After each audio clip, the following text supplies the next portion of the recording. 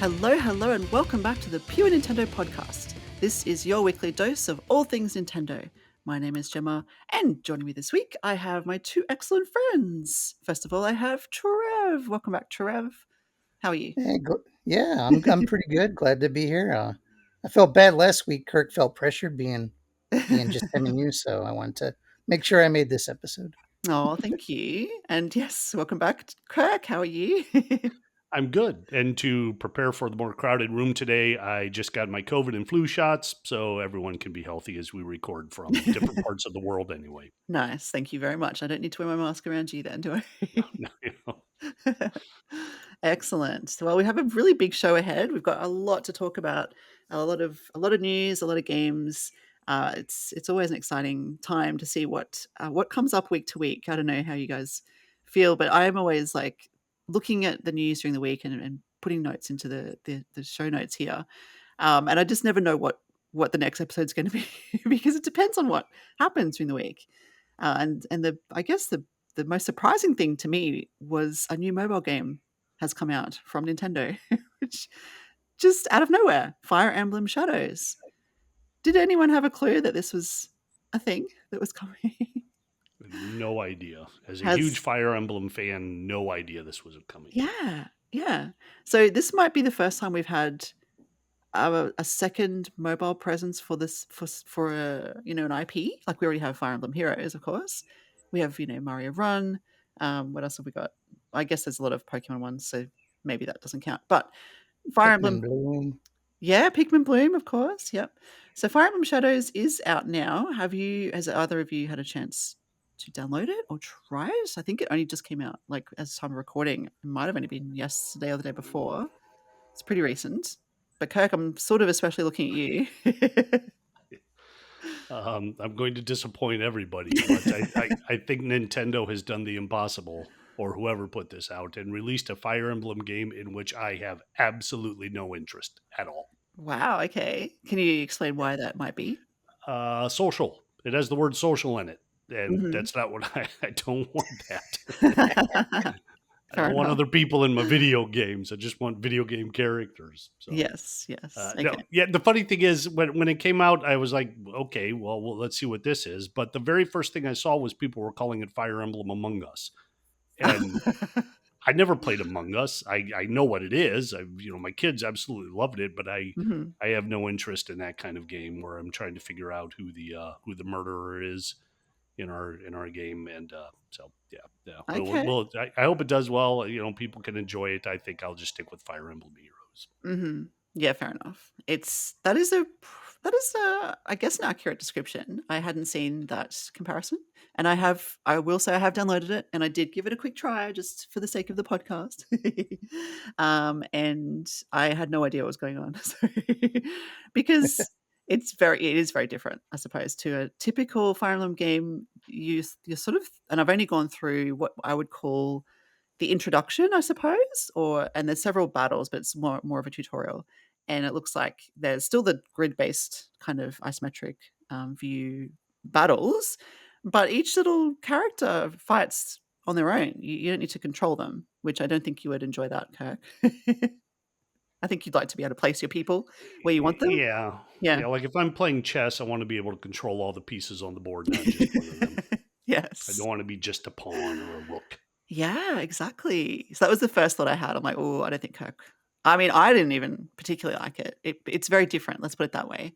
And it's a choice that they've made to go in this direction, and that's fine. It's obviously not about the tactical maneuvering of your pieces on the board. It's about, well, discovering who the enemy is among you. So um, I didn't realize that was the concept, and so I was playing it. The first few battles, your people are moving. You can drag spells onto the board, so you can control that side of things. And there's kind of a cooldown period, so you can drag little spells onto, like, to heal your people or to attack the other team, the opposing team. So I'm like doing that a little bit. I'm like, okay, so I can kind of control what's happening a little bit. And I won a few battles. And then suddenly it's like, oh, in this battle, one of your teammates is actually going to attack you. Which one is it? You're going to tell us at the end. I'm like, what? And the battles are so short. Like, I mean, they're like 10 seconds long. They're like really short. So I'm like trying to watch. 10 seconds, really? Well, Wow. they're really short. Okay, maybe 20, but they're really, really short. Like a Because minigame. Yes. And so I'm watching it and I'm like, the people are walking around moving and they're attacking each other. I'm like, I have no idea who's the bad person here. And so I just guessed and I think I got it right, but I don't know how. So there's like 3 people to choose from. So you have a 33% chance, I guess. And one of them is you. So I'm like, well, I don't think it's me. Is it? Is that what you're implying? Someone's attacking me? So is it the other 2? I don't know. Anyway, there are some really nice animations. It certainly looks lovely. It's definitely got a very nice aesthetic to it. It's got a light, dark. I guess the 2 teams are divided into light and dark. Like I guess it's like the the light side of the force, and the dark side of the force kind of thing, if you want to think of it that way. Good and bad, good and evil, whatever. And you can. It looks like you're on the light side originally, but you can choose which one as you're playing along. I didn't do any online stuff yet, Kirk. Sorry to disappoint you there. Well, That's actually, this is going to be one of my questions. Do you have to play it online? well, I Because don't if know. you're Yeah, guessing who a murderer is, then I'm assuming it's more fun if there are other people yeah. controlling the characters instead of just the computer. Yes. So Yeah. I feel like going through the tutorial was more about just getting a feel for the way it works.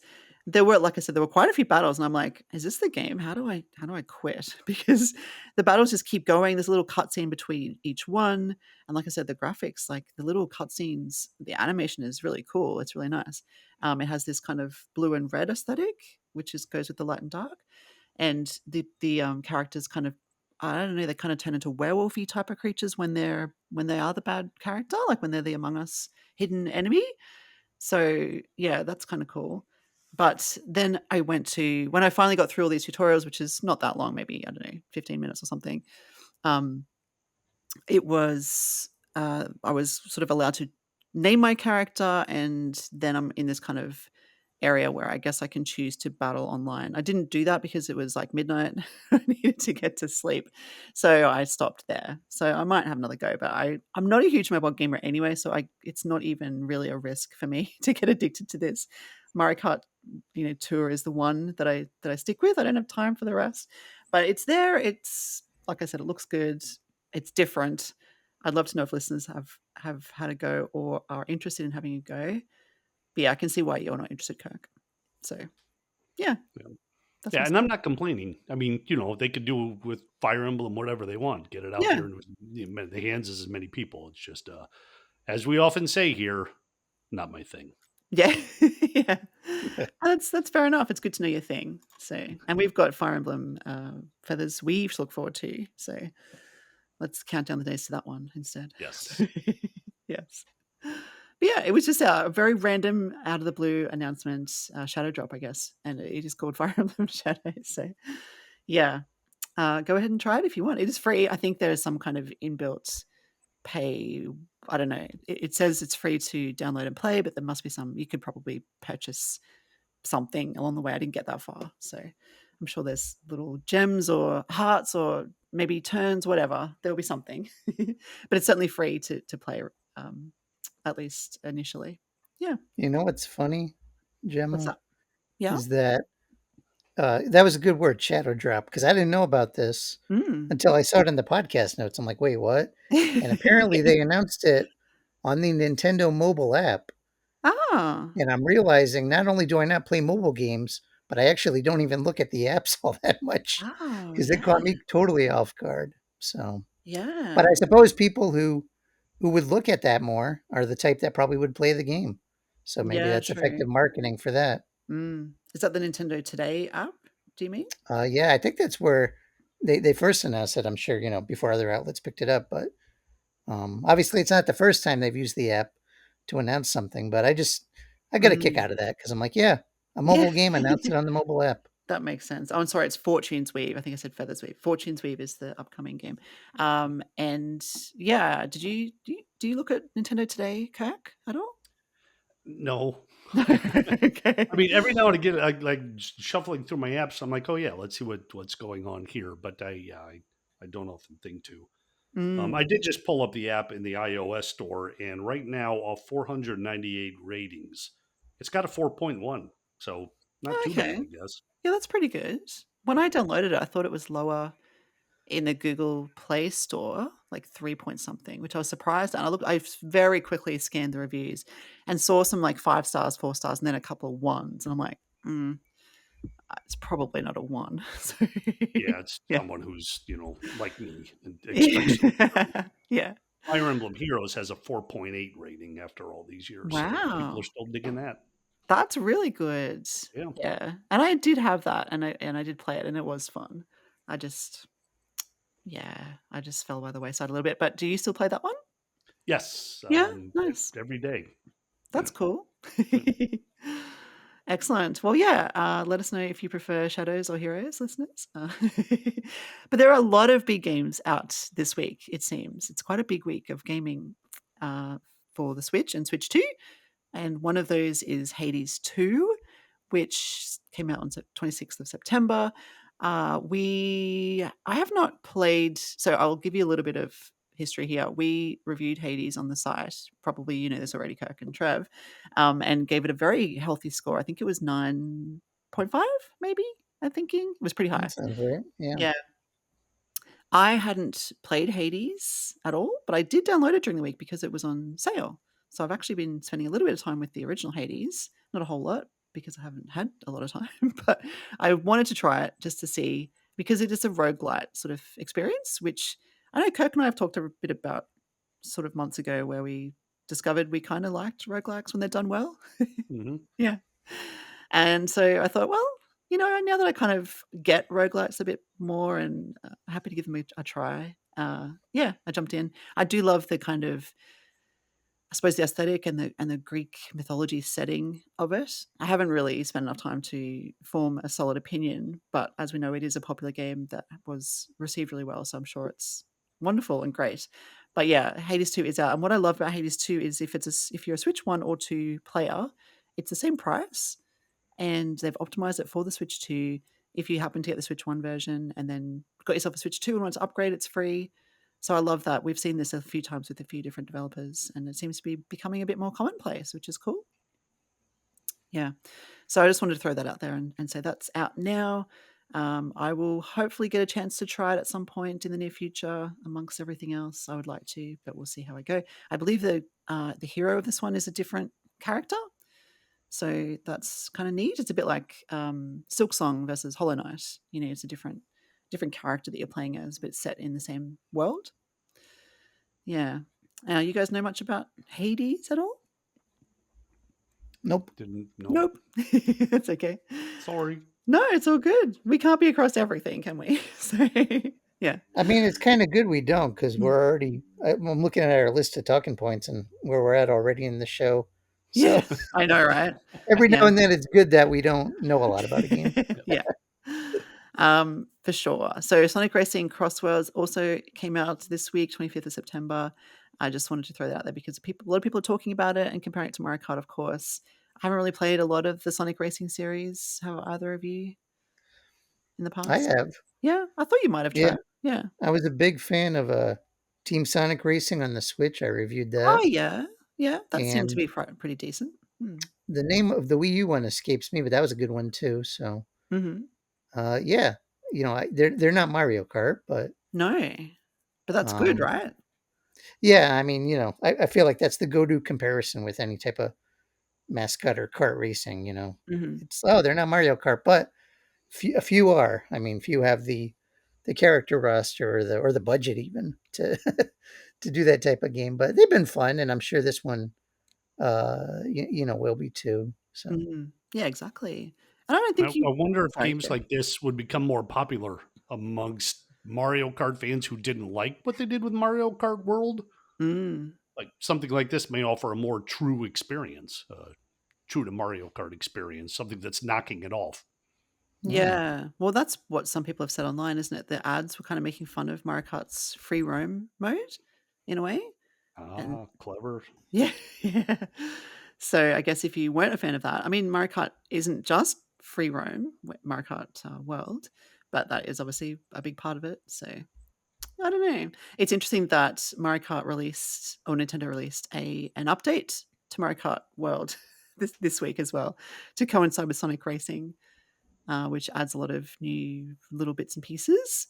I don't have the list in front of me, but it was quite a healthy list. I don't know if you guys saw that at all, but yeah, I haven't updated it yet. I haven't had a chance to since that came out. That was only like days ago.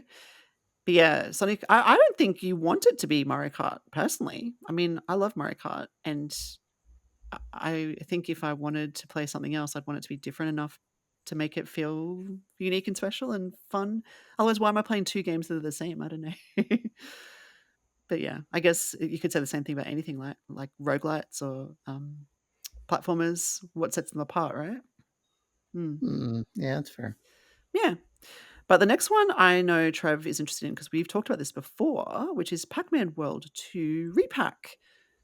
So this one, was this in a Nintendo Direct semi-recently? One of their third-party Yeah, it directs? Yeah. was. So it's And out now. it is. I'm playing it for review. Mhm. And like I said, when it was first unveiled, I own the original on the GameCube.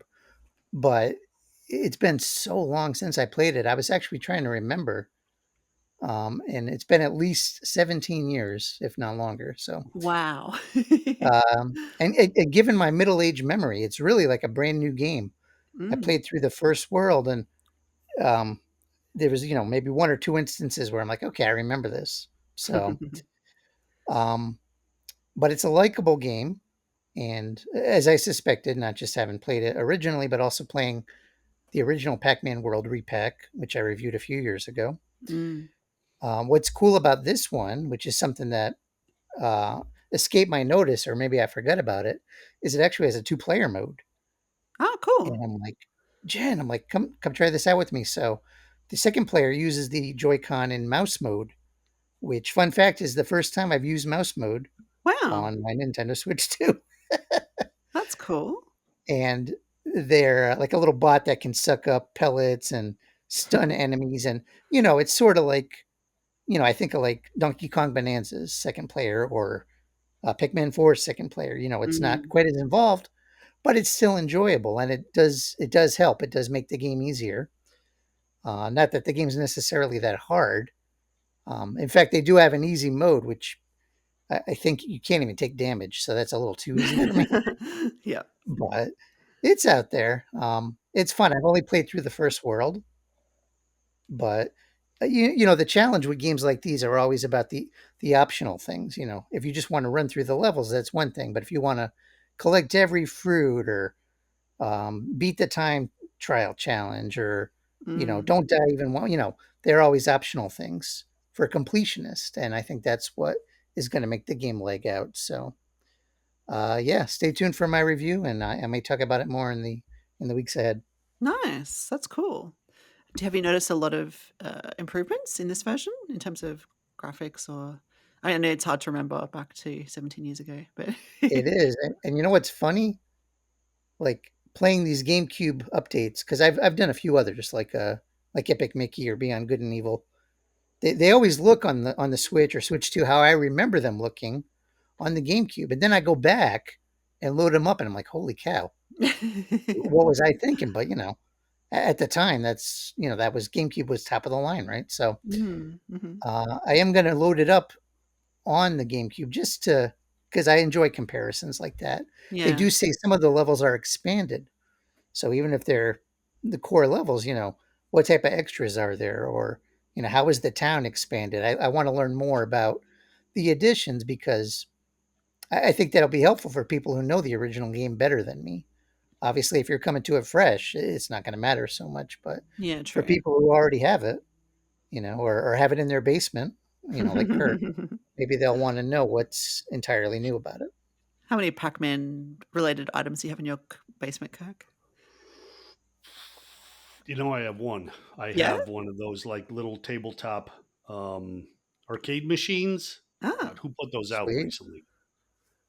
Yeah, but that's the only pack. I bought. No, I'm a Pac-Man fan. Don't get me wrong. I always enjoyed the game and a lot of these shoot-offs, but spin-offs. But that's the only one I've got. Oh, there you go. Okay. Well, thank you, Trev. We do look forward to your thoughts on the game when you finish your review. Yeah. And I'll just add real quick, if you're playing Yeah. Pac-Man World, you're not playing it for the story. I criticized the story in the first game as being stupid, Mhm. and this one continues that. It's all about the gameplay, that classic 3D style collectathon. So just chuckle at the little cutscenes and have fun collecting and exploring. Yeah, cool. And there are 3 in the series, right? There's a Pac-Man World 3. Yeah. Yes, and there was also a handheld one in the DS and Oh, okay. Pac-Man World Rally, which was a Mario Kart-ish type racer. Yes, that's right. Another Mario Kart comparison. Yeah. Yeah, can't Cool. escape them. Yeah, that's it, exactly. Yeah. And the other big title, which we won't dwell on too much, but is EA Sports FC 26, which came out on the 26th of September, which is another EA title that's relatively popular in various areas and hopefully does well. We reviewed it, I think, the 24 edition on the Switch, and that did quite well. Looked pretty good for the Switch, actually. So it'd be interesting to see. Is this a Switch 2 game? I assume it is. Or has a Switch 2 edition? Probably. Sorry, I I should. would think it would be Switch 2, probably. Yeah, it'd be interesting to see how much that's improved graphically because, yeah, they squeezed a lot out of the 24 edition because I ended up reviewing that one and I was pretty surprised, like pleasantly surprised how good it looked, like especially the cutscenes and the videos of the players before and after the games or whatever, or replays, things like that. I thought it looked pretty good for a Switch game, honestly. And the other little thing that I wanted to point out in terms of releases are a couple of GBA games that have hit the Nintendo Switch Online, which is Mr. Driller 2 and Klonoa. Unfortunately, I didn't get a chance to try these this week. I would love to, though, especially Mr. Driller 2. I think I have played Mr. Driller somewhere along the line and enjoyed it. I was reading during the week that Mr. Driller is somehow related to Dig Dug, like it's meant to be his son or something. Did you guys know that? No. No, me neither. Yeah, it makes sense though, Namco. So I get it. I kind of love that when I read that. I'm like, oh, I really enjoyed that, knowing that fact. So wait, who's the mother? Who's Dig Dug I don't mating know. with? I have no idea. Was there another protagonist in that series? Mrs. Dig Dug? I don't know. Ms. Dig Dug. That's all they could do. Ms. Space Invaders, Ms. Missile coming in. Ooh, Ms. Missile coming in. Did either of you have a chance to play this, or had you previously played either of these titles? Nope. I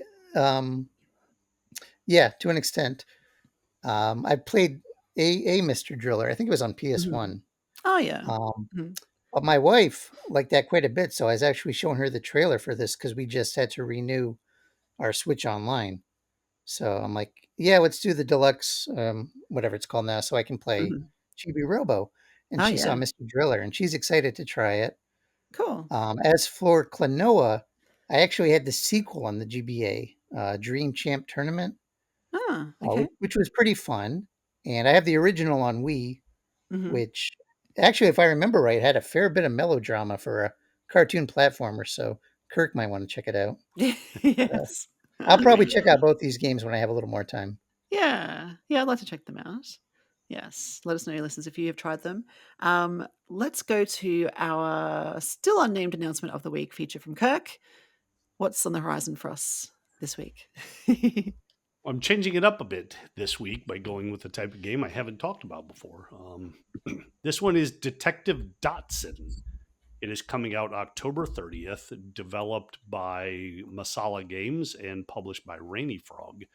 And this one looks like kind of like an old school adventure puzzle kind of game. I'll read here from the press release so you get a quick kind of synopsis of what's going on here. Where is this? Let's see. There's big trouble in small town India, but our man is on the case. Step into the shoes of Detective Dotson, an aspiring Bollywood star turned unlikely detective after his father's murder. I did watch in the trailer, his father was a detective and wanted him to be a detective, but he only wanted to be a Bollywood star. However, now that his father is gone, he's filling in his shoes to solve his dad's murder.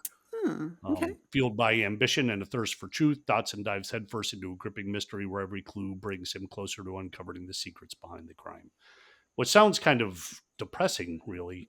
In a way, yeah, it does. But the video game has very bright, pixelated graphics, but really detailed. It looks to do a really good job of. Now, I've never been to India, but creating that type of environment seems to be very faithfully done. It features a lot of puzzle solving. You have a kind of like a notebook where the clues that you get, you need to put it in a place to sort of figure out exactly what's going on. It does have some like Bollywood dancing music games that you'll get to play. So it looks like it'll be a pretty good time. The developers compare it to Professor Layton and Phoenix Wright, which, are two of the big kind of detective solvers, I suppose. So they have to throw those names out. But that the fact that they're willing to do so, makes me think, all right, well, maybe this one will be worth checking out. Yeah, it does look pretty neat, and from the stills that I'm seeing and your description, I think it sounds unique and fun. Yeah. Yep. I like how they say it's an indie game made in India. I expect we'll get a lot of jokes like that throughout the course of the game. Yes. So they said that? You didn't make that up, Trev? No, I wish that could have been our pun of the episode, but no, that's on Yes.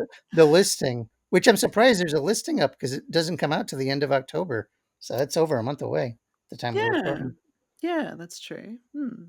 That's cool. And it's $14.99 by the looks of it, which is a pretty good price, I'd say, for something like this. Neat. I hope we get to try that and report back on that come 30th October.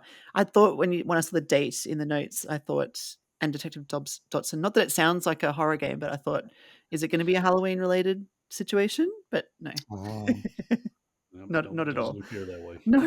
Yeah. No, it looks And I quite should fun. point out too that I go way back. Like the only video games that you could get for your PC or your old Macintoshes at the time were these kind of puzzle adventure games. So it always brings me a bit of joy when this type of game rolls out again, something new.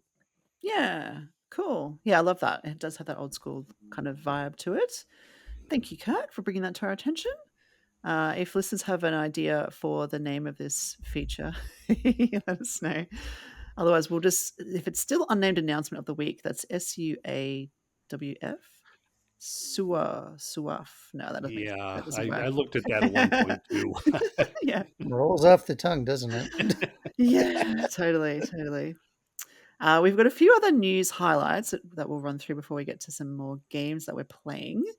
So it was apparently the Switch 2 has just hit 2 million sold in Japan after 15 weeks on the market, which if you want to compare it to the Switch 1, that took 35 weeks to hit the same target. So that's a pretty good milestone for the Switch 2. So by all accounts, it is selling well. I believe in Japan, they're still relying on lotteries and all sorts for people to actually get their hands on a Switch 2. I think it's selling out in a lot of places. So that's kind of the way with everything in Japan, though, isn't it? Yes. There are food stands where you have to get there at the right time of day, the right day of the week, or you're not going to be able to get what you want. Exactly. Yes. And I've relayed my experience at trying to get into places like the Pokemon Cafe or the Studio Ghibli Museum. It's just or the Nintendo Museum has the same thing. Yes, it does. Yeah, exactly. So you kind of have to be lucky as well as everything else. So that's happened. That's really neat. That's a good forecast for Nintendo. Look forward to the next, I guess, fiscal results to see how they're tracking, but it sounds like they're doing really well. Another Nintendo-related news from a company perspective, Doug Bowser is stepping down as whatever he was. Was he CEO? I didn't write that down. He was the president of Nintendo of America. There you go. He was the president of, Nintendo of America, not Nintendo Global Japan or whatever. Oh, Globe. Yes. I'm not sure how they branched off. They have different, but yeah, because I don't know. Is there? I don't think Nintendo Australia has a president. I don't know. Maybe we have a CEO or something, or maybe we're just part of the European. I think we're part of the European branch anyway. But anyway, he's stepping down. So he replaced Reggie, didn't he? Yeah. So he oversaw the launch. Short run for Doug. I think he was the shortest of all the NOA presidents. Yeah, that's what I thought. 6 years. 6 years. Was it only 6 years? Okay. Yeah, I thought it was relatively short. So I was a bit surprised to see that news. I wonder what else he's got going on. But he's retiring at the end of the year, I believe, end of December. He's stepping down, which is a shame because he has such a cool name for a Nintendo president. He wasn't the most exciting guy, though. I mean, to be fair, he had to follow Reggie, and Reggie was just totally into the job, 100%. This is very true. Yeah. I mean, I ask you guys, other than he got off on a good foot, right? He was kind of poking fun at his last name and how, Bowser. But other than that, do you remember anything distinctly Doug Bowser? No. Because I really don't. And yeah, I mean, Kirk's absolutely right. It's sort of not fair because he's, Reggie was his predecessor and he really spoiled us with his personality. And I think in the past, Gemma, you said, Reggie, we could tell he was a gamer. Yeah. Where Doug really seemed like a businessman. He was coming from EA and whatever. And just to be fair, because you're absolutely right. He was not very charismatic, but how many Nintendo of America past presidents can you think of other than Reggie? I mean, I really can't. 0. There's a few names I know from the company. Yeah. Like Howard Lincoln back in the day. He was a chairman. Howard Phillips, the game master. He was like their spokesman. And of course, we know Iwata and Miyamoto, which is more on the Japanese side. So I wonder how much, if we're enthusiasts and we only know so much, does the average player care about this? Probably not. Probably not. Yeah. Probably not. It's just more interesting for us, to just look at his tenor and then see, his, who's going to follow up. What are they going to do? Are they going to inject some of that liveliness into the higher up end? Are we going to see them in directs and really get to know? The name escapes me. They announced it. Oh, Devin Pritchard. Yeah, and she has a lot more experience at Nintendo than Doug did. That is true. Really, I thought Doug was kind of I was surprised when he was promoted because he'd only been there a few years. And Devin was there when Reggie was there. So yeah, I think that's cool. Yeah, that is cool. Yeah, so she's stepping up and she's already very active in the executive team. So Kirk, were you about to say something? Yeah, I don't know if you've seen a photo of Devin yet. I have. Ms. Pritchard. I don't know what's a respectful way to refer to her. I don't know if I've ever seen anyone whose photo looked so much like an Animal Crossing character. Oh my god, I gotta look her that's up. funny. You'll have to. I wonder if there's a specific one so I can put it into her face is just, and this is, I'm trying to say this in a way that doesn't make it sound like I'm making fun of her. I'm not at all. It's just when I looked at her, I thought she just seemed to have the amount of joy that an Animal Crossing character would have. Yeah, she does have a big smile. That is true. They're all very smiley pics. Yeah. Which is, it's funny. I'm looking at a picture of her next to Doug, who's very kind of like a stoic, or I don't know how to describe it. So it's an interesting contrast. Yeah. Actually, here's a picture of her. It's not Animal Crossing, but there's one of her holding a Pikmin plush, one of the monsters. Yeah, I think that's a photo. That's a good one, definitely.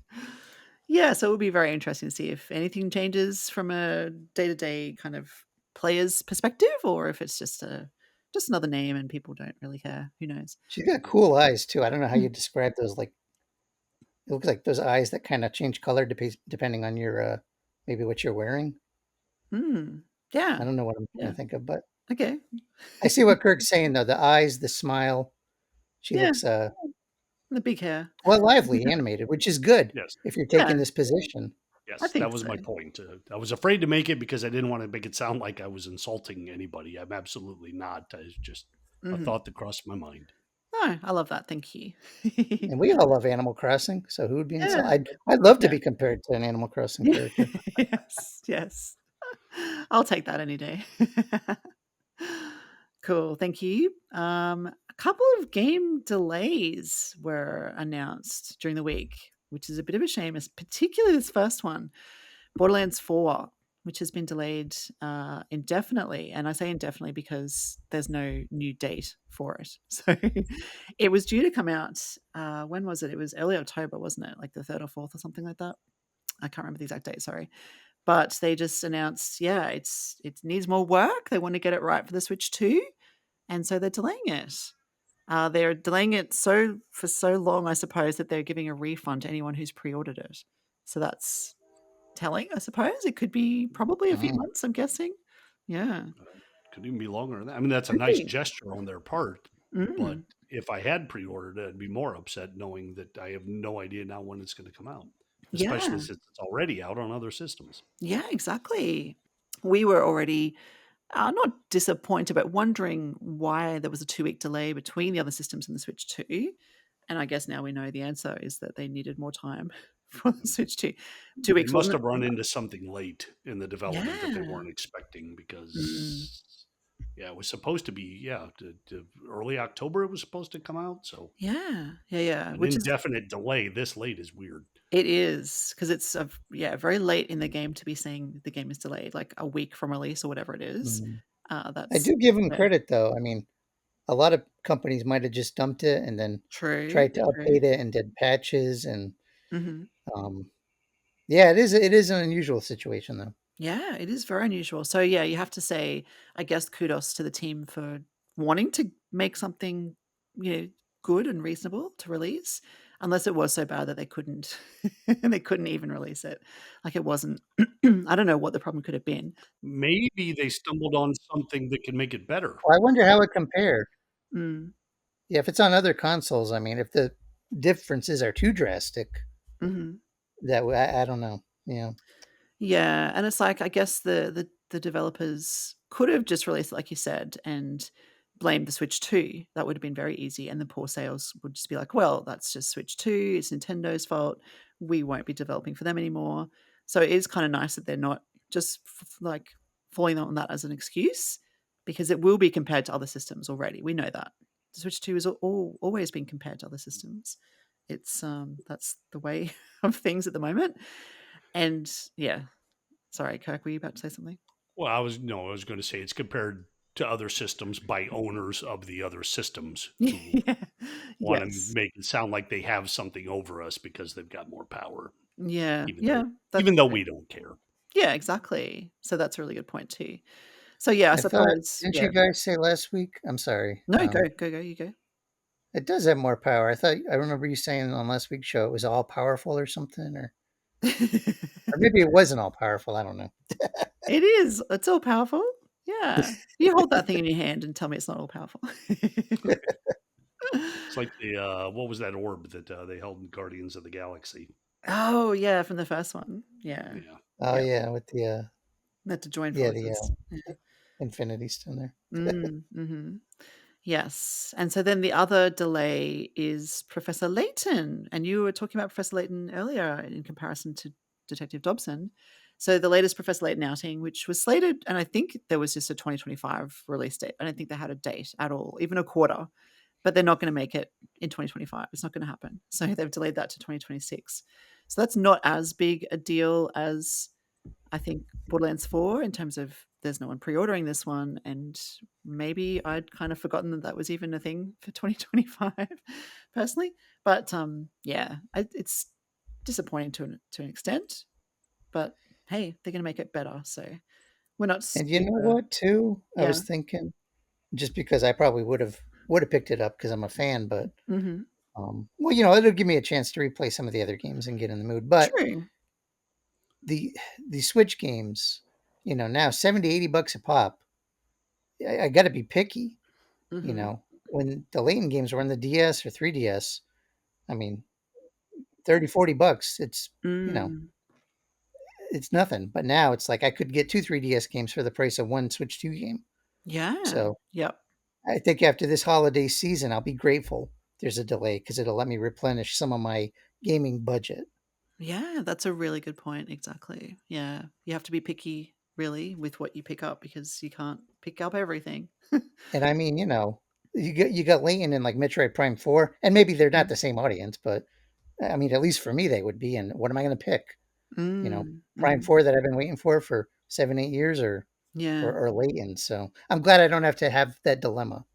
Yeah. That's a nice way of looking at it. Yes. There's a positive spin right there. Thank you. Yeah. So anyway, we'll see when more is announced, but I guess we won't hear anything for a little while now. But yeah, 2026 for Leighton. So let's move on to games that we're playing, and we're going to start with some demos because Coke and I mentioned last week that we were going to go ahead and play 2 demos, one each, and I believe we both played our demos. So I did give Little Nightmares 3 a go. I finished the demo, and I told you, semi recently, Kirk, how I feel really accomplished when I finish a demo because it's, it's a shorter version of the game, and I don't always get to complete games. So finishing a demo, it just makes me feel a little bit good about myself. Little Nightmares 3 was really fun, the demo. It's probably an hour, I'd say, long. And I haven't really had a lot of experience with Little Nightmares 1 or 2. I think I did mention I downloaded Little Nightmares 2 recently because it was on special. Haven't tried it. I did watch my son play it a little bit, though. I don't know what it's like. It's like a sort of platforming, a spooky atmosphere with a little kid kind of trying to find their way through various rooms, puzzle elements involved. I don't know how different this one is to the previous two. Trevor, have you ever played Little Nightmares at all? I don't think you're on that I show. have not. No. Nope. Yeah. So this is my first foray, really. It certainly looks great graphically. It's very dark, very grey, but I mean, just also very deep. Like it's a 2D platformer, more or less. You're only walking left to right, but there is a bit of depth. You can also go back and forth a little bit in the field of view there. But the background is always changing, and there's this giant creature chasing you, and sometimes you have to run and hide from it. But most of it, and I don't know how the rest of the game's going to play out because I think there'd be a bit more variety, but in the demo at least, you're really moving from room to room and trying to get out of each room. There's a puzzle you have to solve, whether it's opening a door or pulling a lever, or there's trapdoors. You can get an umbrella to help you sort of float up to different surfaces. Yeah, some of it's quite tricky. So I was like getting stuck a few times, even in the demo. I was like, oh, this is a bit harder than I thought. So, and then at the end of the demo, I don't really want to spoil it, but it's not the end of the game exactly. It's the end of the demo, but something happens, and I think that this serves as a nice intro to the game, to put it that way. So, yeah, I'm definitely curious to see more, and enjoyed my time with it. I don't know if anyone else, listeners, have played it. Let us know. But let's see how Kirk went with his. Or did you have a question about Little Nightmares 3 at all? Nope. That's okay. How did you go with Persona 3? And I love that they were both 3 games. Little Nightmares 3 and Persona 3. The demos of 3s. Yeah. How was your demo? It's fun. Like I expected it to be. The demo, I'm kind of cheating a little bit too, I think. Maybe that's the benefit of playing a demo like this. It introduces you to the social aspects of the games, and I know I was complaining about that earlier, but the way they do that in the Persona games, it's not me talking to other people. It's the characters in the game, and their social lives are very important. So you get a bit of that. You kind of meet this like initial group that the main character starts working for. And then most of the gameplay for like the actual combat takes place inside what they call midnight hours. This is the hour, but like at midnight, where people are transformed into coffins. And even before this happened, by the way, I found out there's a difference between coffins and caskets. It never occurred to me before, but they are two completely different things. What's the difference? So, how many sides they have? Like the casket is the really fancy one. Coffins are like the ones where it kind of like tapers off at the shoulders, and they're generally made of wood. Those are the ones that like they'll have at haunted houses that they're sitting up and they pop open and the vampires come. Right. Okay. So, I did not know that. Thank you. Yeah. The more you know. Thank you. I had to do that when Trev was here so he could sing the song and make it seem worthwhile. But yeah, so the characters in the game don't they don't end up in the coffins. They're aware of what's going on, and that's how the main character kind of becomes part of this group, is because they realize he has this ability too. And then you go into the dark hour, and it's like these levels. I won't say it's like a castle, but you're constantly going up and taking on other enemies. The demo takes you all the way through the end of the first one, and ends, I think, after you defeat the first boss. I say I think because I haven't done it yet, because since the game is not coming out for a while and I've got plenty of time, I'm grinding. Rather than go ahead and defeat that boss, I'm staying in here and I'm just fighting and get my characters leveled up as far as they can. So that once the game comes out properly and I can continue to go ahead, I'm overpowered and ready to go. That's a good plan. When is the game out again? You asked me too fast. I'm not sure. Oh, It's sorry. October 20th. Does that sound right from last week? Yeah, sure. Let's No, I don't see how good my memory is while we talk about other things. know. Yeah, exactly. And I don't even know when Little Nightmares 3 is out, sorry. But I think that was also fairly soon. Yeah, 10th of October for Little Nightmares 3. So I did mine. What's yours? October gets all the creepy games. It does. It does. Little Nightmares 3 definitely fits in to the Halloween vibe for sure. Yes. October 23rd. There you go. Okay.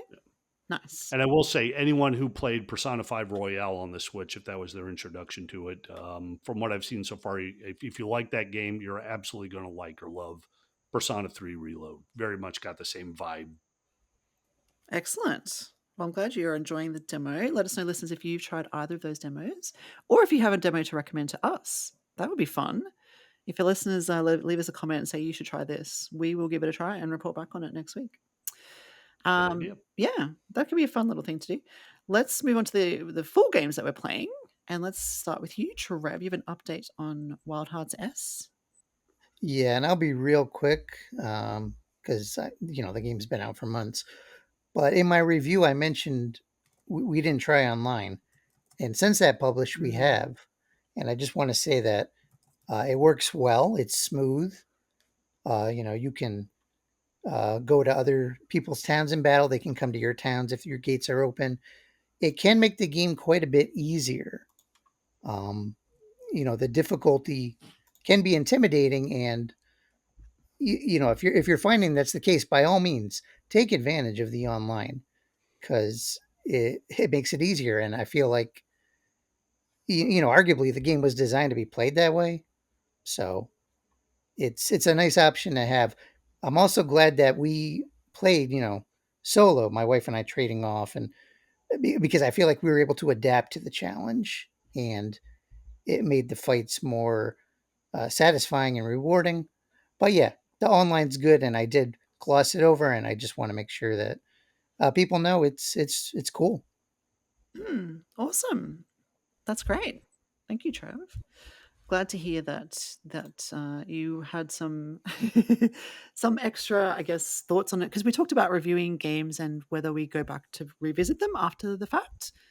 So the fact that you did, Yeah. I have a feeling this is going to be maybe one of my top played games of the year. Yeah, Because right. I think last I checked, we were at maybe just under 50 hours. Wow, there you go. So yeah, that's cool. I'm glad you picked that up. Then that's great. I'm glad Kirk made me take it. Yeah. Yes. Yeah. I'm sad I didn't take it myself now. Yeah. Maybe I'll buy it. Maybe I'll pick it up off Trev's recommendation. Yeah, honestly. And there is a demo. I think I've mentioned before. I played the demo, so that is available if listeners like the sound of it and were curious, give it a go. I'm playing a game for review called Cronos. Cronos? How would you say that? The New Dawn. And this is, they describe it as a brutal third-person survival horror game. And that is apt. It is brutal and it is horrible. Brutal is in difficult. It is violent? difficult and violent. Both of those things are true. It's eerie. It's very atmospheric. I guess it's got a bit of a Resident Evil vibe to it, like early Resident Evil vibe to it. And I only know early Resident Evil, so that's where I'm getting that comparison from.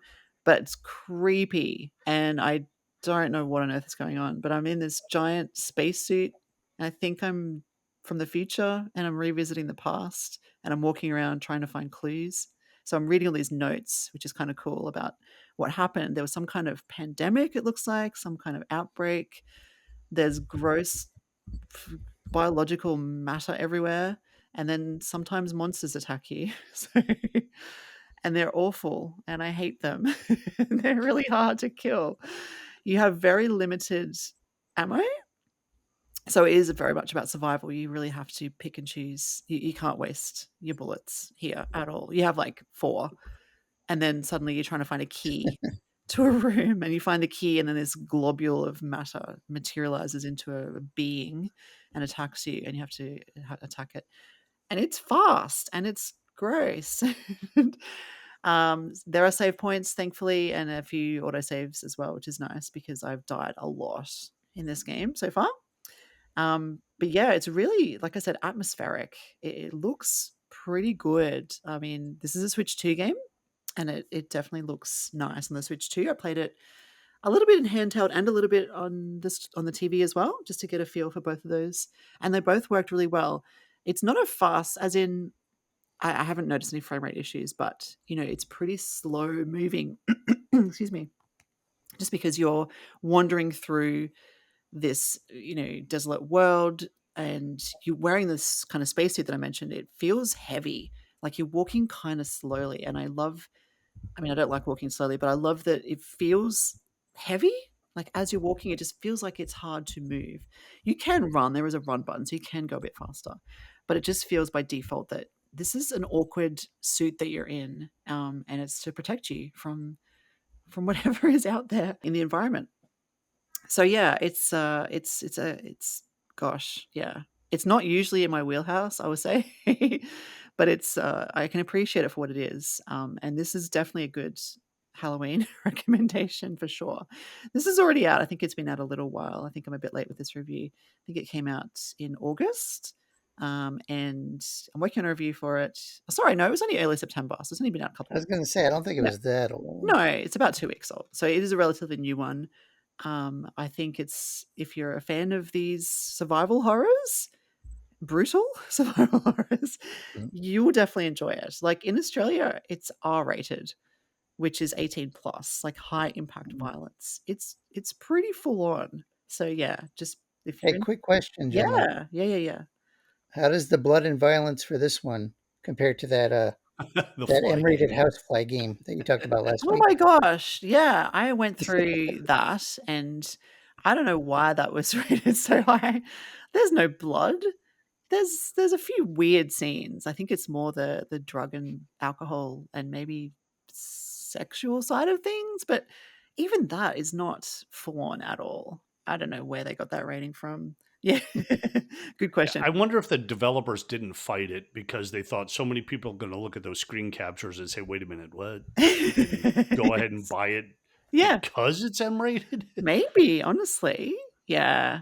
I don't know. And even the drug and alcohol thing, I mentioned the alcohol last week. You take a sip of alcohol and the screen goes fuzzy for 10 seconds. It's not a big deal. Like, I don't think that's encouraging kids to drink. I don't know. The drug one is probably worse, only because I think drugs are worse. But it's a similar thing. You find a drug, you consume it, and the screen goes into another funny state for a little bit of time.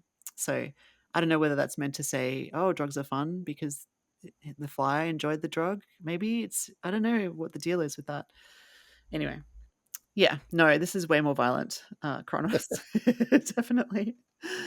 Yeah. So yeah, it's really good though. I'm enjoying it for what it is. Like I said, this is not a typical game for me. I'm not really a horror fan when it comes to gaming.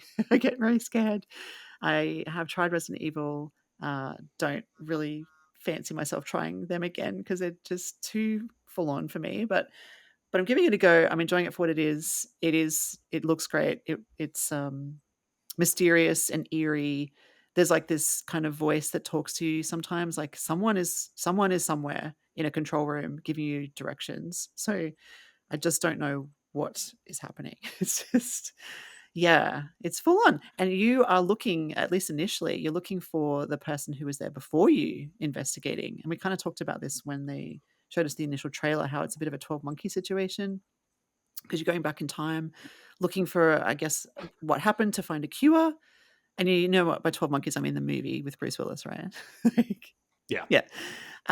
Yeah. And so obviously someone else has been there before you in the past looking for clues and they have stopped responding. So I don't know what's happened to them, but your job is to find them.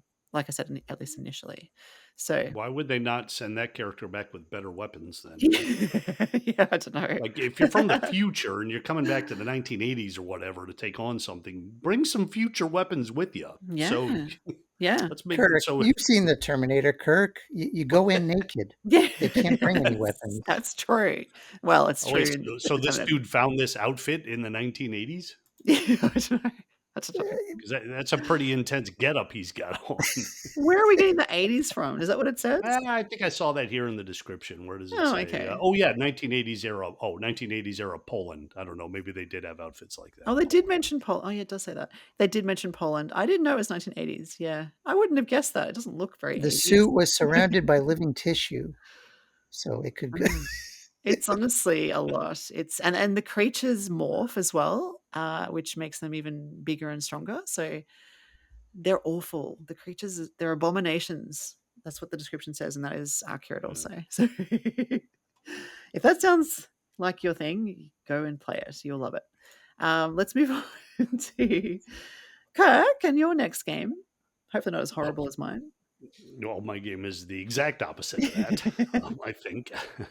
I was playing. I've now reviewed Atelier Resleriana, the Red Alchemist, and the White Guardian. Cool.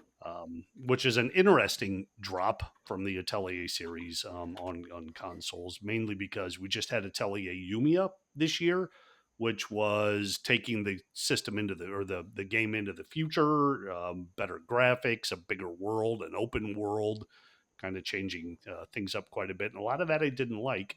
And then in November, we're getting the DX versions of the Atelier Ryza series.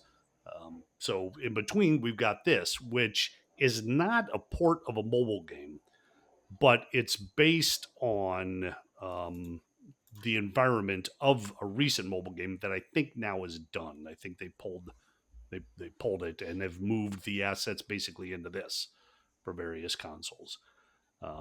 As a result, it has a couple issues I didn't like. The graphics are kind of muddy and flat and washed out.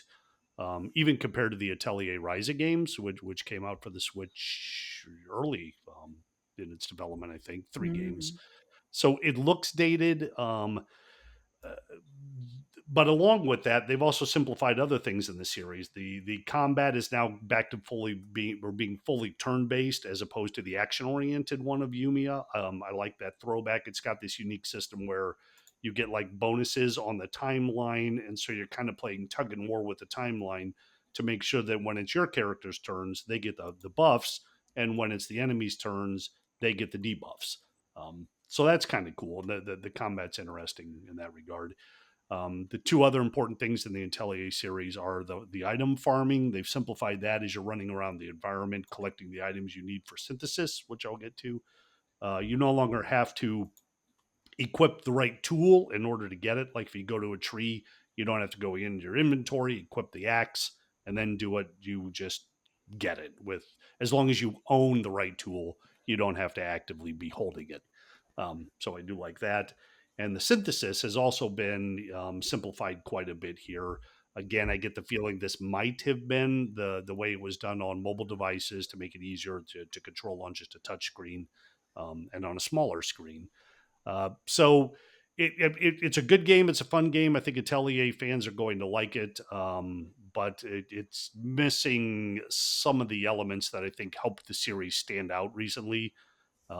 It's kind of ironic for me to be saying that because there were a lot of things about Atelier Yumiya that I didn't like. I think they went too far into like making the combat too difficult, and even the exploration was more difficult. Here we're back on a flat plane. There's no swimming. You're not jumping and climbing mountains anymore. You're kind of just going down the path that they set out for you. So Interesting. It hits and it misses. I don't think it's the best place to start. If you're new to Atelier, I would still recommend Atelier Rise Up,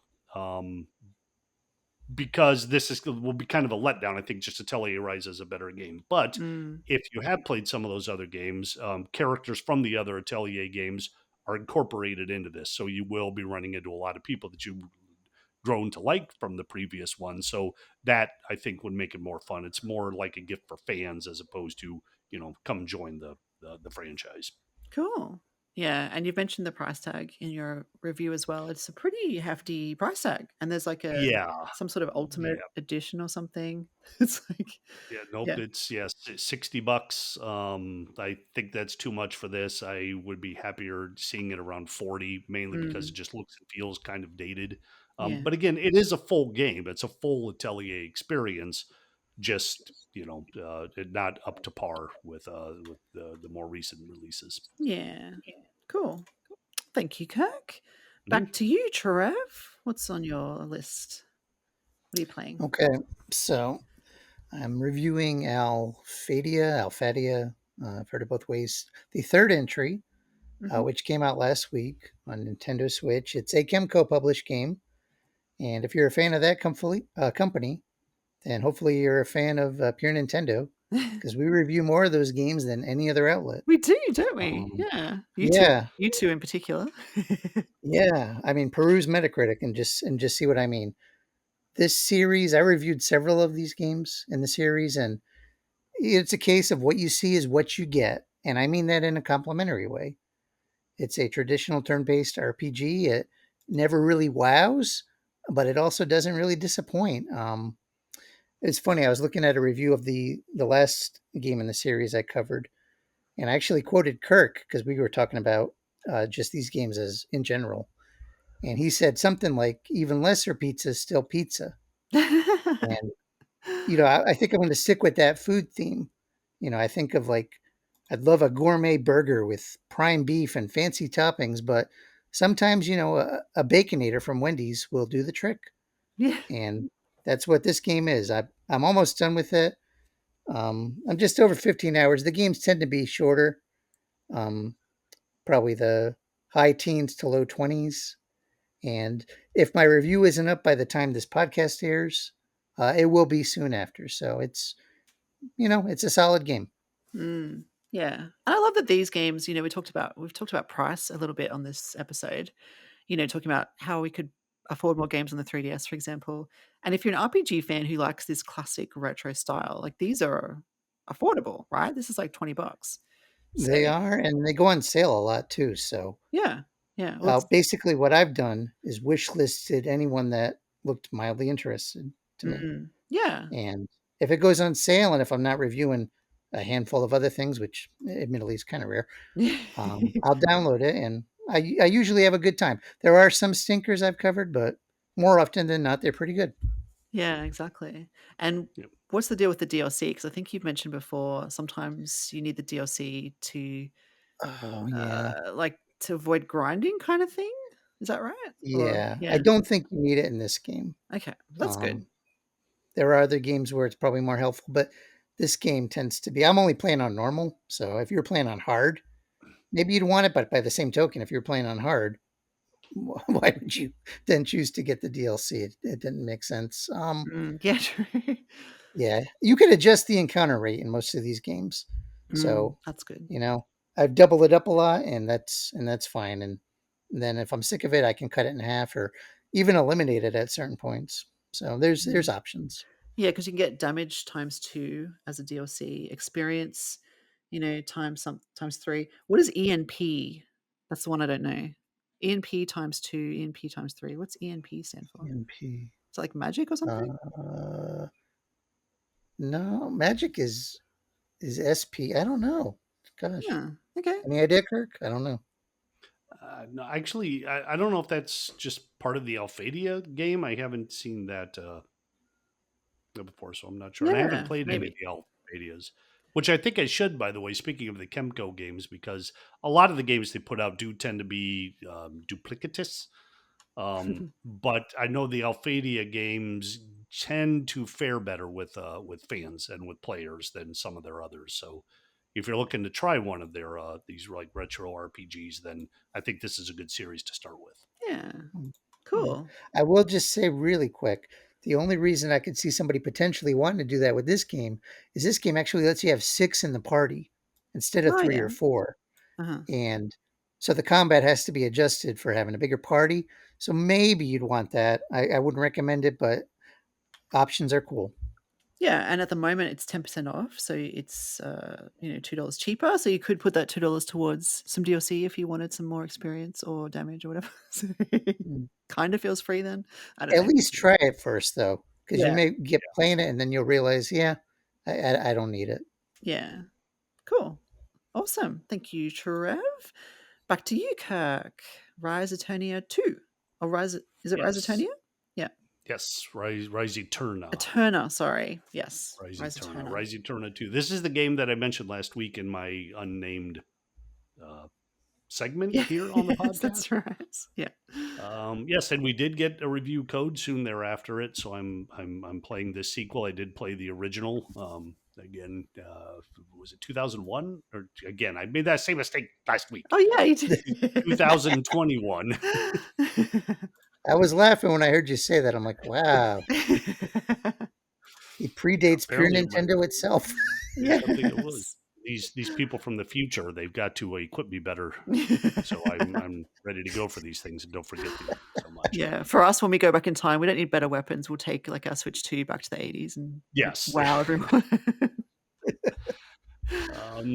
But yeah, getting back into the sequel here, I was able to quickly settle back into the flow of this game. It's like a Fire Emblem with the combat, with the grids.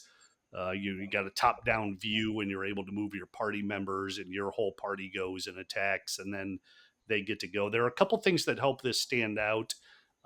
First, your characters don't level up at all.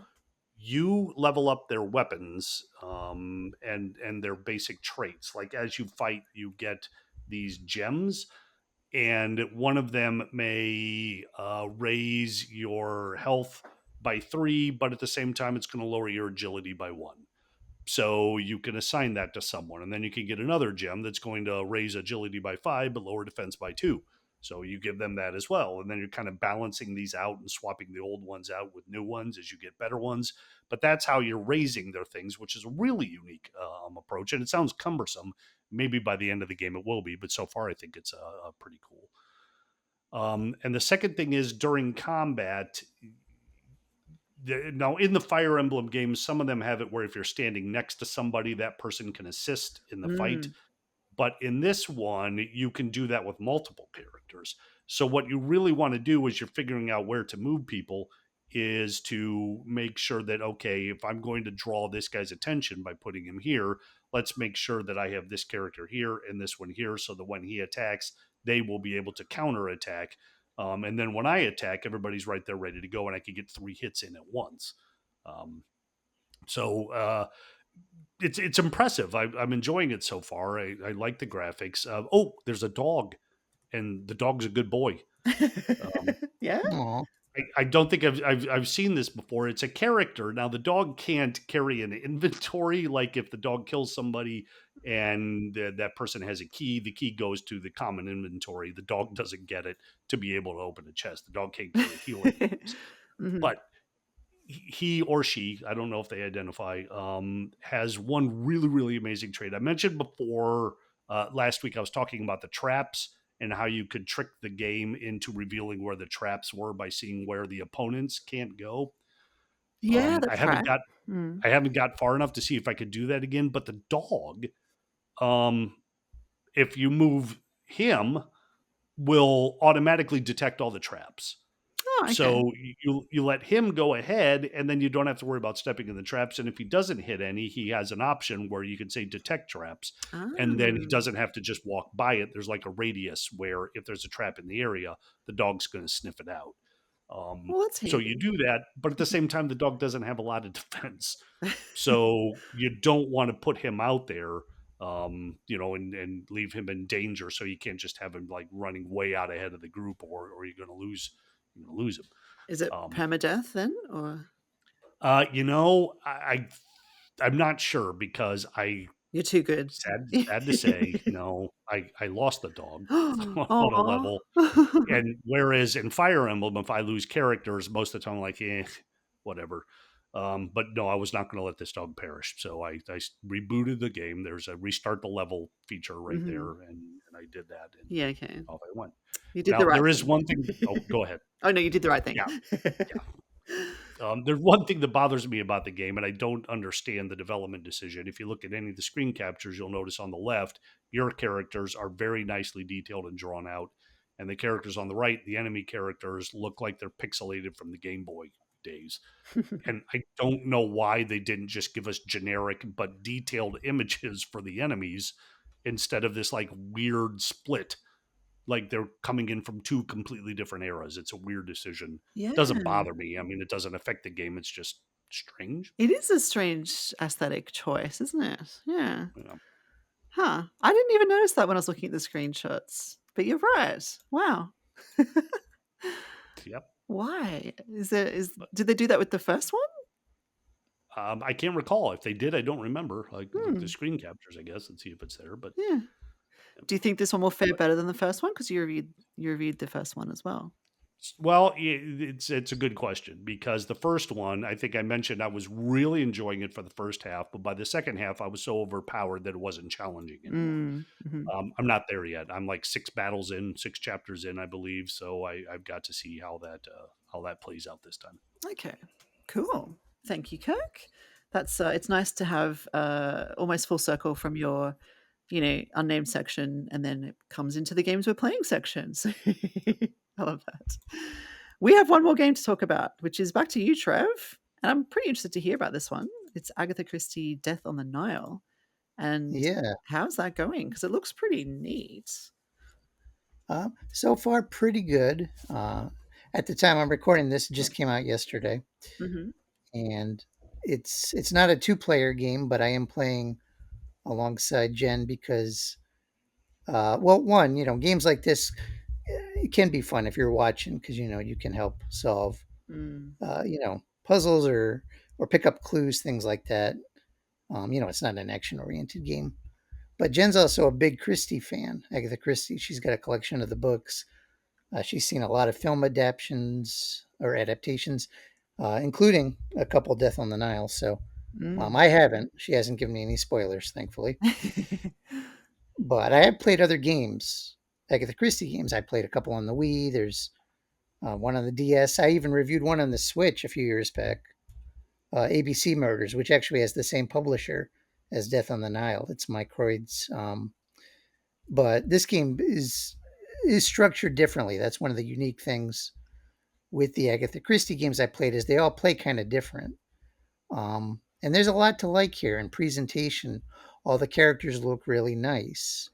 It's not a Switch 2 game, but I think it looks really, really good. There's a lot of great voice work. You can tell that a lot of effort was put into the presentation. There are some things we only did the opening chapter, so we're not terribly far in. A couple hours or whatever. I forget. The game keeps track of how long you played. But there are some things I don't like. One of them is the game defaults you to story mode, which is the easiest mode. And I didn't catch that immediately. And I'm like, wait a minute. So I went in and I had to manually change it to whatever detective mode or whatever the middle difficulty was. Nice. And don't get me wrong, I love options, but I don't know why they would start you on the easiest one. Let me choose that if I felt I needed it. Because I want to interact with the game and play it. I don't really just want to watch. So that's one of my quirks, and that's just my warning for anyone who's picking up the game. I'm surprised they didn't give you the option. Like almost every game I play, no matter what type of game it is now, starts with what difficulty level do you want. So I don't know why they didn't throw that up right at the beginning and let you decide. I know, and I was trying. I'm like, did I pass over this? Like, but I don't think I did.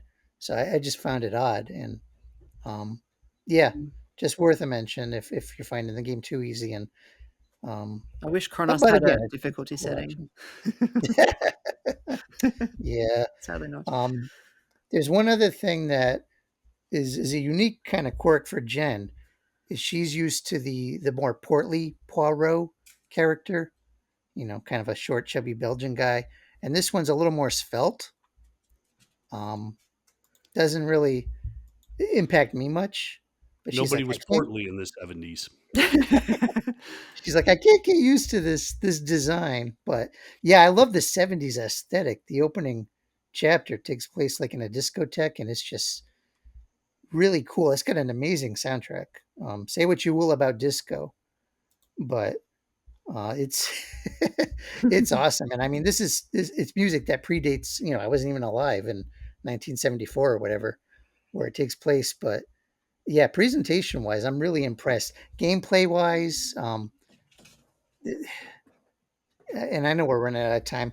They basically have this board where you're kind of piecing together clues, and it just feels like it looks more complex than it needs to be. I wish they would just have like a simple notepad feature or something, because I feel like I waste a lot of time in this menu trying to piece clues together where there's certain things I figured out before the game's ready to let you figure out, if that makes sense.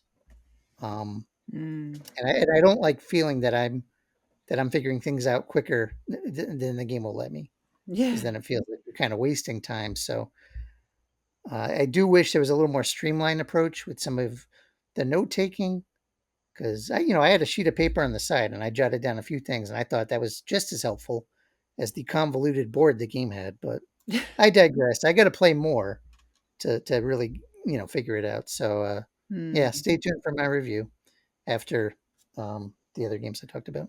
Nice. Why is it set in the 70s? Because isn't the original book much older than that? Or am I wrong? When did I don't think so. I think Death on the Nile is. Oh, so that's kind of true to the source material then. From what I gathered, I haven't read the book or seen that movie. I have, read other of the books, but yeah, I think it's fairly, because Jen was able to pick up on certain things that seemed familiar to her. So see, I've only seen the new ones, which are set in modern times, but I know they're not written for modern times. I thought they were like 50. I don't know. The book was originally published in 1937. 30s, yeah. I thought they were pretty old. Okay. Wait, was it really? Maybe it's based on the movie then, because there was a movie in the 70s. Yeah, it must be. Hey, yeah. That must have been what she's thinking of. Yeah, interesting. Unless Agatha Christie was a time traveler. Yes. And she brought back. She should have come back with more weapons. Yeah. Yes. See, now I don't know. That's why it's confusing, having not read the book or watched either of the film adaptations. I don't know. I did ask Jen. I said, because the movies, you can watch it free on, well, not free, but if you get a streaming app. I said, should I watch one of these? And she's like, you may not want to, if you want it to be totally fresh. So. Well, it does say in the description that it includes some twists that will surprise even Agatha Christie fans. Oh, interesting. Maybe they're going to change a few things to catch you off guard. Yeah. You'll have to. The twist is Poirot is wearing a girdle. And he'll let it out. And he has a very healthy 70s mustache, doesn't he? He does. I'm jealous. Yeah, little Tom Selleck like. Yes. That was the late 70s, early 80s. That yes, I said the same thing. I said he looks like Magnum PI. Yes, I can definitely see that. Thank you, Trev. That's awesome. Can't wait to hear your full thoughts on that one. Anything else you guys wanted to add before we close things off for the week? Nope. Okay. That's great. Well, thank you so much. Thanks for listening, everyone. Yes. Yeah, we've got a bit. Yeah, give us some demos to try out. Yeah, we would love to. We'd love to know your your thoughts on that. Let us know, and they'll give us some homework to do, and we'll report back. So please do let us know. Thank you for joining us again this week. It was a big show. We just had there's just a lot to cover this week. That's all good. Thank you both, Trev and Kirk, for joining me. If listeners would like to follow us on social media, you can head over to Blue Sky and check us out over there. You can also support us at patreon.com/PureNintendo, where you can get yourself a copy of the Pure Nintendo magazine. The current issue is on its way out right now, right, Kirk? I believe. Yes, It has in fact been shipped. Nice. So if you don't get it by the time this episode's out, then storm your post office. Yes. Let us know if you are a subscriber, what you think. We'd love to hear your feedback, of course. Put a lot of time and effort into the magazine. Hopefully it holds up and looks good. And we'll get to work on the next edition. So get on over to patreon.com/PureNintendo to reserve your next issue. Thank you both again. Thank you, listeners. And until next week, game on, everybody. Bye. See ya.